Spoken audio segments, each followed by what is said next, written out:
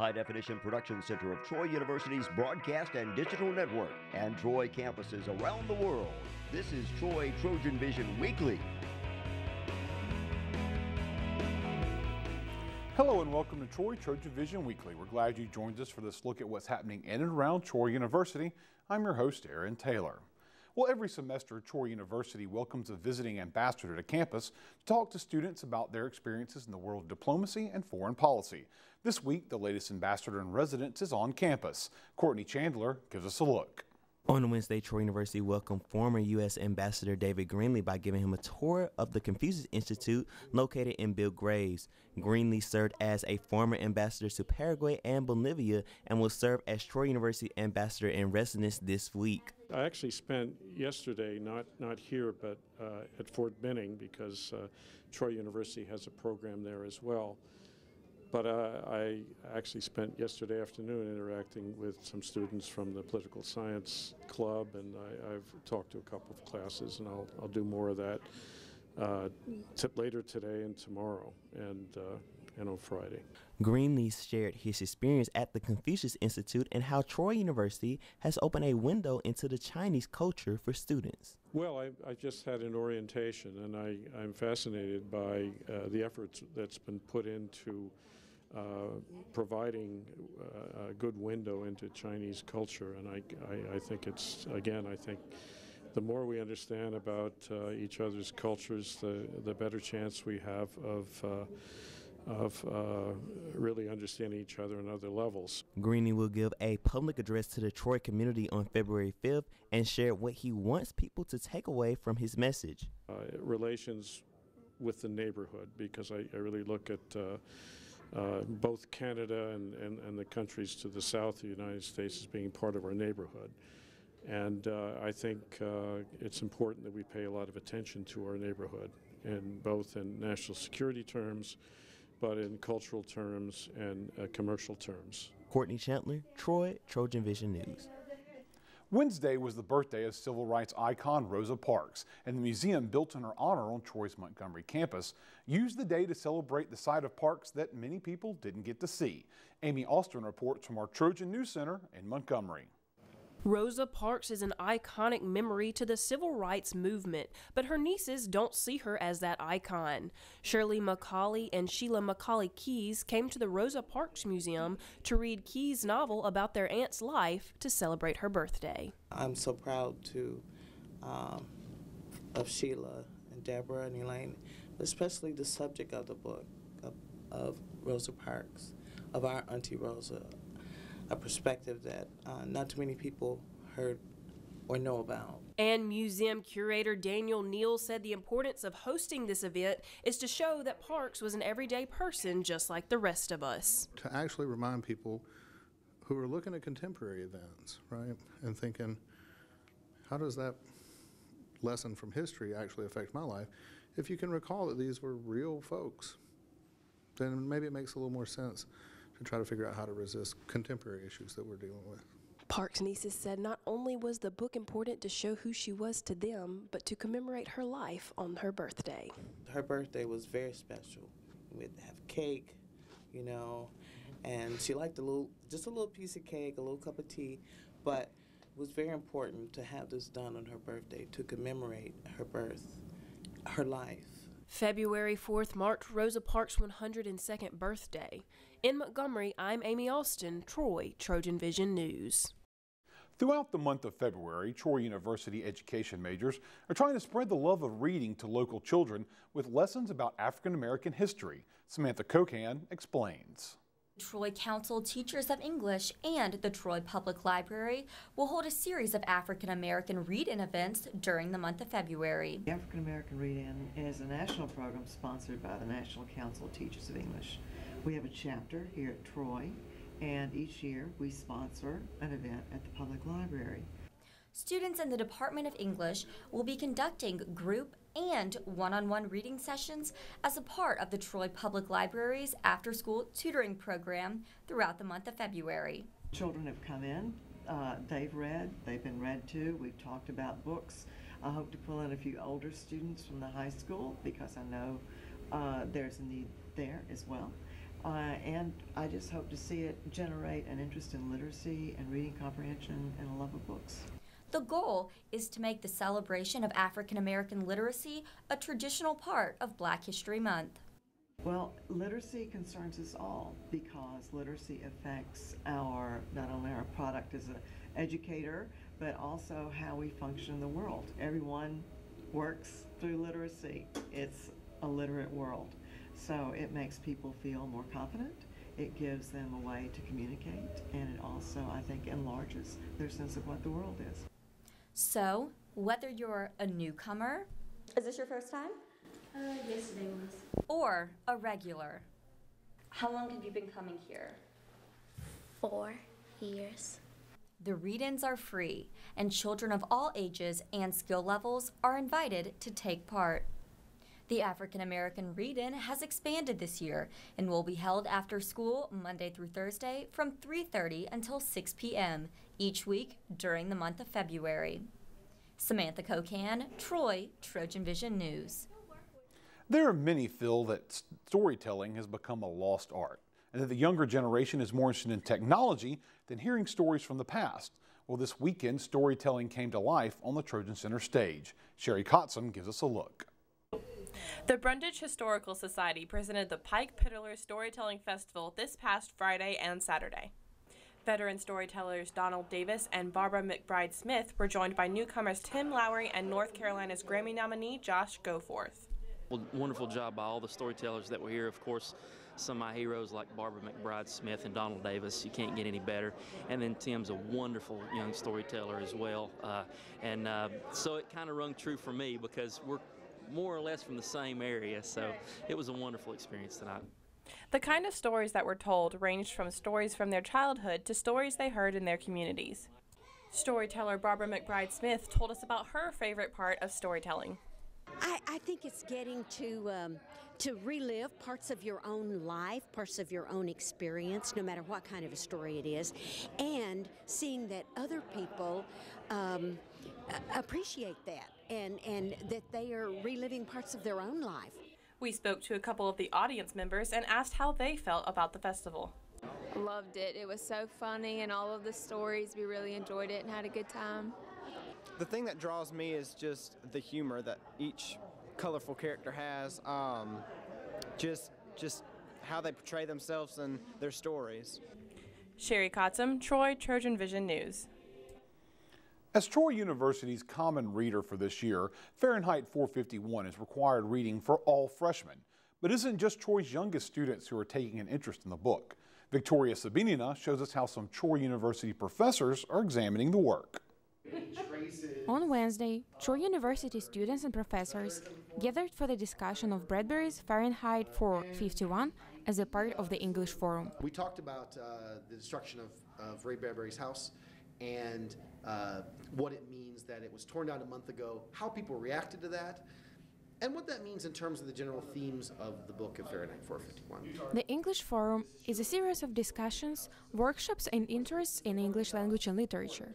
The forum provides opportunity to share ideas and encourage students to discover English language. We have these forums periodically, normally monthly, during the semester, of course.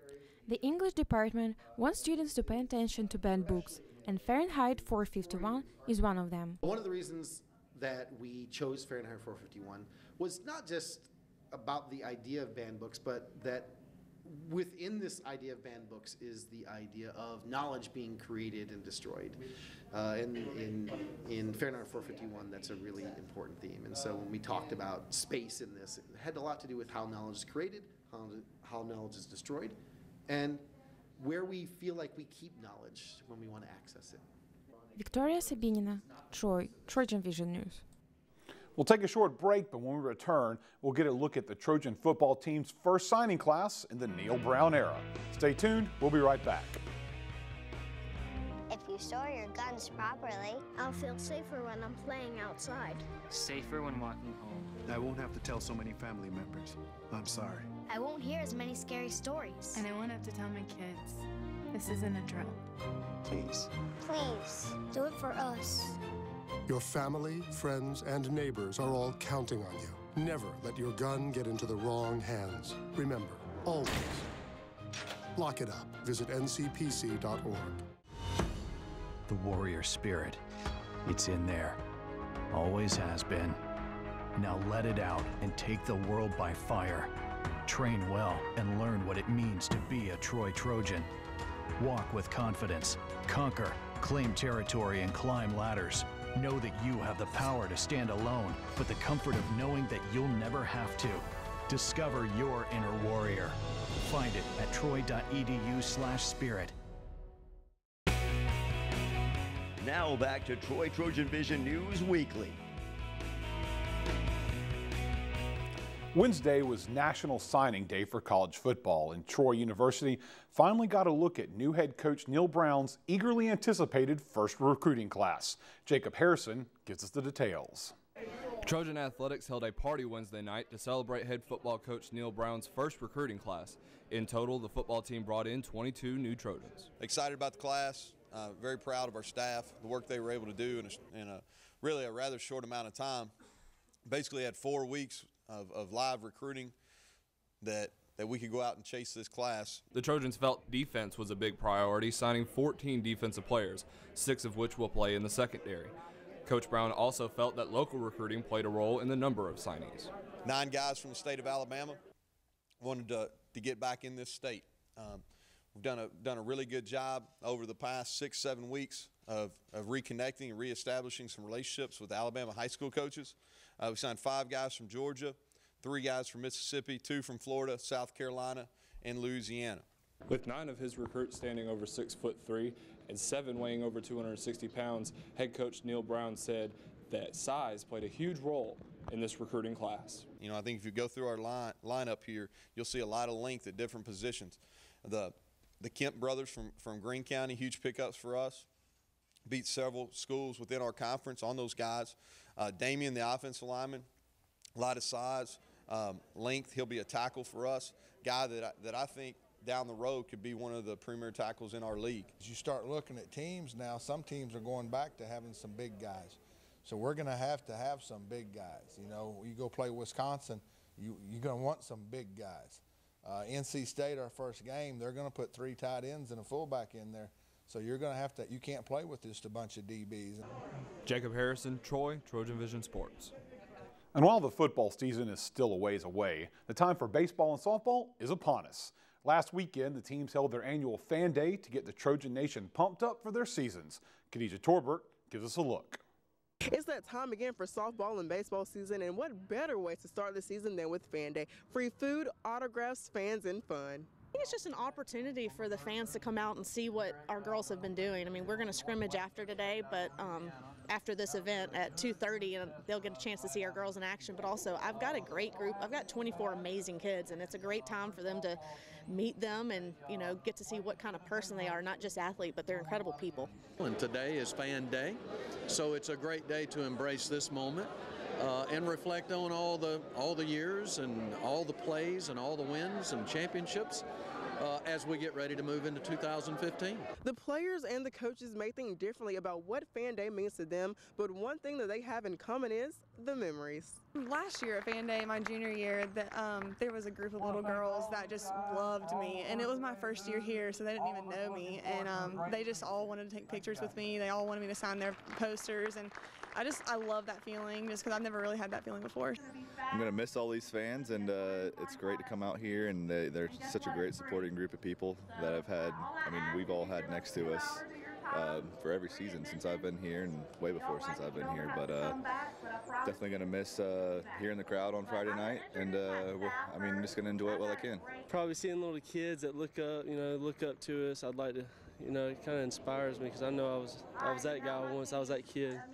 That means a lot to me, knowing that little kids come out here and look up to us. I think my favorite part is just getting to introduce myself and get to know the fans at a personal level. Just the camaraderie with the fans. I don't know if it's one memory. I just always appreciate the Troy fans and their passion to be here on a Saturday morning or afternoon, whatever we're having that Fan Day on. And just seeing them kind of get ready for the season like our team is getting ready for the season. Khadijah Torbert, Troy, TrojanVision Sports. Troy University students have a chance to use their feet to help raise money for Children's Hospital of Alabama.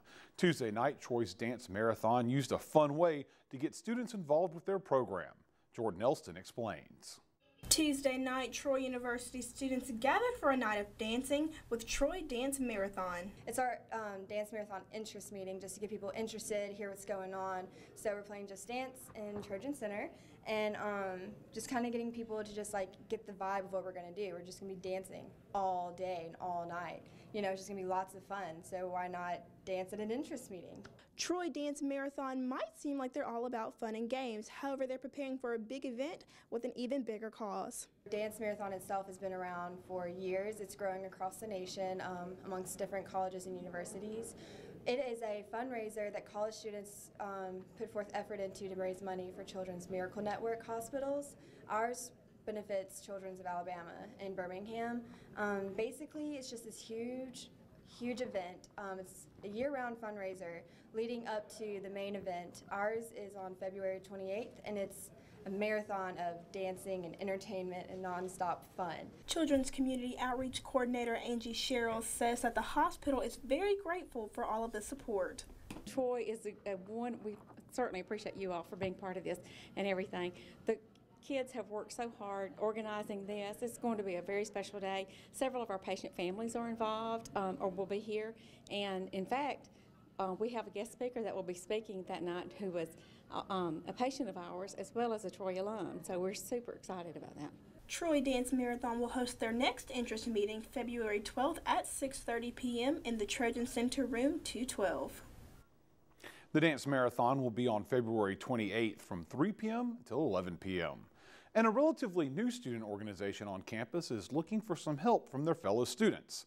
Students are getting the opportunity to help out veterans and military students on campus while getting a cool accessory in the process. Grishma Ramal tells us more. Troy University has been recognized as a Purple Heart University for its initiatives such as the Troy for Troops Center that helps military and veteran students. The Student Veterans Association is joining in the same effort from the student aspect. The Student Veteran Association is an organization to support military and veterans here on campus. We want to promote veteran awareness, some of the issues that veterans face every day, and especially those challenges that they face returning to college. The Student Veterans Association is doing a dog tag fundraiser this month where students can order military dog tags that are personally customized with any kind of writing that they may want. The dog tag fundraiser is really to give the SVA here at Troy some money. They're brand new, they're just started, and as you know, student organizations don't receive school funding, so they got to make their own way. Some people sell cupcakes, some people sell dog tags. So you come down here to the TC, you come to our booth first and foremost, and then you'll give us $8 and we'll give you some paperwork to tell us what you want to put on the dog tag, and then we'll just give you your receipt. And within 2 to 3 weeks, I believe, your dog tag should have arrived. Students can go to the organization's booth in Trojan Center this week or contact the Troy for Troops office throughout February to get a customized dog tag for $8.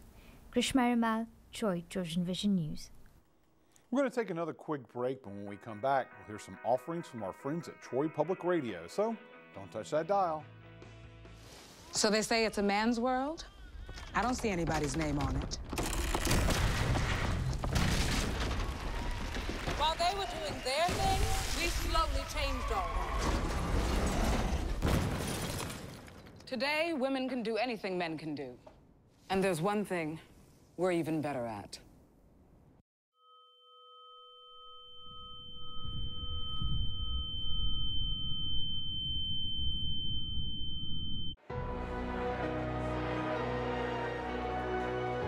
This is Dr. Daniel Smith. He's an expert in domestic and international economics. But his proudest achievement is connecting with his students and helping them accomplish more than they ever thought possible. That's the warrior spirit, and it's alive and well at Troy University. Feel it at troy.edu/spirit. Now back to Troy Trojan Vision News Weekly. Each week we take some time to hear some of the work done by our broadcast partners at Troy Public Radio. This week we'll get another sample of Talk of Troy, the student-produced newscast of Troy Public Radio. Now let's take a listen. It's the Talk of Troy. Voices and sounds from the campuses of Troy University. I'm Joey Hudson. This week, Troy University announced a new academic partnership for students who matriculate to Troy from other schools, and producer Wanda Norris has the story. Troy University and Chattahoochee Valley Community College have signed an agreement that allows transfer students to complete their associate's degree while pursuing their bachelor's degree. By awarding this associate's degree after they've left the community college, we think it benefits all parties that are involved. Dindy Mosley in the Office of Admissions says students who move to Troy from CVCC are able to have their Troy University credit apply toward their CVCC associate's degree, and both institutions are able to maintain their enrollment numbers. The arrangement is similar to other transfer agreements in place between Troy University and other community colleges. For the Talk of Troy, I'm Wanda Norris. On what would have been Rosa Parks' 102nd birthday, a new book about the civil rights icon was released. The book is fittingly called Our Auntie Rosa, as it was co-written by Rosa Parks' niece, Sheila Macaulay Keyes. At an event at the Rosa Parks Museum on the Montgomery campus, the grandnephew of Parks, Broderick Ryan Carnes, says for him it was a little weird to find her in a history book. She just felt like another family member at first until the 3rd and 4th grade and you're learning about her. Rosa Parks' grandniece, Nikki Jenkins, says the book has an important message to young readers. Be the Rosa Parks. Don't be afraid. If this small, framed woman can change history, we all can. The book, Our Auntie Rosa, The Family of Rosa Parks Remembers Her Life and Lessons, is now available from Penguin Press. I'm Joey Hudson, and you've been listening to The Talk of Troy, a production of Troy Public Radio. Throughout the week, Troy Public Radio can be heard on 89.9 in Troy and Montgomery, 88.7 in Dothan, and 91.7 in Phoenix City. Well, it's time for our last break, but when we return, we'll talk to head baseball coach Bobby Pierce about his final season as a Trojan. Stay tuned, we'll be right back. For over 70 years, Smokey Bear has asked you to use fire responsibly. Fire is due to an unattended campfire. Go time. Here's how you can stay on the front lines of preventing wildfires. Always watch your campfire. Before leaving, drown it, stir it, drown it again, and feel that the fire is out cold. Oh, bullseye! And you won't need a visit from these guys. Copy that. You can be Smokey's wingman when enjoying nature and prevent wildfires. Visit SmokeyBear.com for more fire prevention tips. The warrior spirit, it's in there. Always has been. Now let it out and take the world by fire. Train well and learn what it means to be a Troy Trojan. Walk with confidence, conquer, claim territory, and climb ladders. Know that you have the power to stand alone, but the comfort of knowing that you'll never have to. Discover your inner warrior. Find it at troy.edu/spirit. Now back to Troy TrojanVision News Weekly. Next weekend starts the final season for Bobby Pierce as head coach of the Trojan baseball team. Recently I had the chance to sit down with Pierce to get a preview of his final season as a Trojan. Welcome to Trojan Talk. I'm your host, Aaron Taylor. They'll be getting a preseason preview of the baseball season, and for the last time with head coach Bobby Pierce. Bobby, thanks for joining here today. Well, it's always a pleasure, Aaron, and you got it right. Going into my 33rd college season, 13th here at Troy, final year, and you know, the $1 million question I'll go ahead and let you know is, well, what are you going to do next? Mm-hmm. And my patent answer is I don't know, and who does? You know, when you're going to kind of turn the page or the chapter or change books completely, I don't know if everybody has that figured out when they're going to retire, and I certainly don't. But Kay and I are going to kind of get together, rest up a little bit, and then determine what's next. But I am glad to be here for my final show, and it's been a pleasure working with you over the years. I'm certainly excited about the upcoming season, so I know we're going to talk a little bit about that. And of course, I would think there's a lot of emotion there. You know, a program that you've had a lot of success with over the years, seen some big games, going to the regionals, some championships. But I know you've probably got a lot of emotions building up to this season. There's no denying that. Definitely a fact. But what I do say is it's different. Every day is a little bit different than all the years before because I know that, it's the last day for picture day, which I never have been a big fan of, but I did enjoy this one. So that's the way I'm taking it. It's a good different. It's embrace the moment, cherish the moment, enjoy the players, enjoy the coaches. It definitely has been different, but I'd say in a good way. And of course, you talk about retirement plans, but first off, we got a lot more to talk about before that. You got an entire season between now and retirement. So let's talk about how things are looking. How's the team looking? How's it feel going into this preseason? Feels great right now. I have thoroughly enjoyed this group of young men that we're going to work with the final season. They have come in from day one and worked very diligently, and I'm seeing improvement in those guys. And as a coach, for your team to be a hard-working team and to show improvement, I mean, from the beginning of the fall to now is really all you can ask, other than be a good student, be a good person, and those type things. So before we've played a game, I've been very, very excited about this group, how they go about their work. All of the things remind me of some of our better teams. Now, we do have a lot of new faces. We've got to see some of these guys compete, with the game on the line and that type of thing. But there's a lot of similarities to this group and how they've gone about it as to some of our better teams here at Troy. And of course, it is the preseason, so it's tough to tell. But how do you think that this team's going to stack up with the rest of conference competition? Well, the league throughout has had a lot of turnover, meaning a lot of players went into pro ball or graduated, as with our team. And then we add two new teams, Georgia Southern and App State. We don't know a great deal about them. I know Georgia Southern has perennial been a really solid baseball program, so I think they'll come in and compete well in our league right away. App State I know less about, and I think they've got a younger type team. But there's a lot of things like that out there with the turnover throughout the league that I think, the preseason polls and all it's gonna be hard to be accurate on those things. And those haven't come out yet, but I think our team, based on what I'm seeing in our pitching, which looks to be a little deeper than it has been in the past, I think is going to give us a good chance to be a top of the league competitive type team.